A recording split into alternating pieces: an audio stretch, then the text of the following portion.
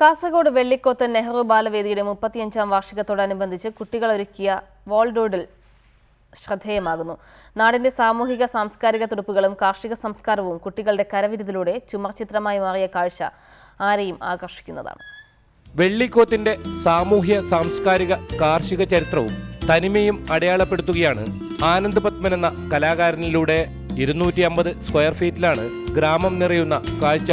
വിജ്ഞാനദായിനി വായനശാല സ്ഥാപകനും സ്വാതന്ത്ര്യസമര നേതാവുമായ വിദ്വാൻ പി കേളുനായർ, മലയാളത്തിന്റെ കാവ്യവസന്തം പി കുഞ്ഞിരാമൻ നായർ, പൊട്ടൻ തെയ്യം, വെള്ളിക്കോത്തിന്റെ വഴികളിലെ മറ്റു മനോഹര കാഴ്ചകൾ എന്നിവയെല്ലാം വാൾഡോഡിൽ നിറഞ്ഞു നിൽക്കുന്നു.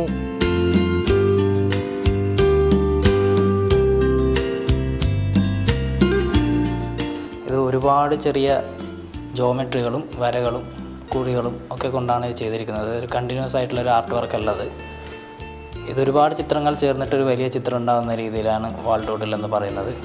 ഇത് ചെയ്യാനുണ്ടായ കാരണം ഞങ്ങളുടെ നെഹ്റു ബാലവേദി സഖ്യവേദിയുടെ 35ാം വാർഷികം നടക്കുകയാണ്. അപ്പോൾ അതിന് മുന്നോടിയായാണ് ക്ലബിൻ്റെ വാളിൽ ഇത് ചെയ്യാൻ വേണ്ടി ഞങ്ങൾ തീരുമാനിക്കുന്നതും. ഗ്രാമത്തിന്റെ കാഴ്ച സമഗ്രമായി പകർത്തുന്ന ഇത്തരം ചിത്രരംഗം ഇതാദ്യമായാണ് ഒരു ക്ലബ്ബ് ഒരുക്കുന്നത്.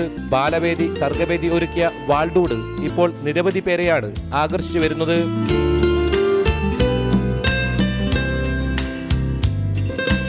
റിപ്പോർട്ടർ, കാസർഗോഡ്.